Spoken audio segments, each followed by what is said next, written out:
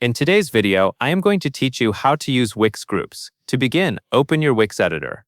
This is where you can add new features to your site and set up the tools you want your visitors or members to use.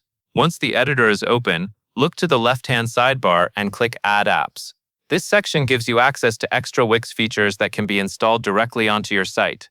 In the search bar, type Wix Groups. When it appears in the results, click Add to Site.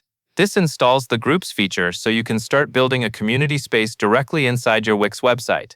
Give it a moment to load if needed, especially if your site has a lot of elements already in place. After that, go to your Wix dashboard. The dashboard is where you manage the settings and content for your site outside of the editor. In the menu, find and click Groups. This will take you to the area where all of your group settings and group pages are managed. Next, click Create Group.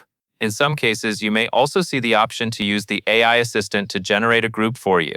That can be helpful if you want Wix to suggest a starting point, but you can also continue with the standard manual setup if you prefer more control. From there, choose whether you want to start from a template or start from scratch. A template can save time because it gives you a ready-made layout and structure.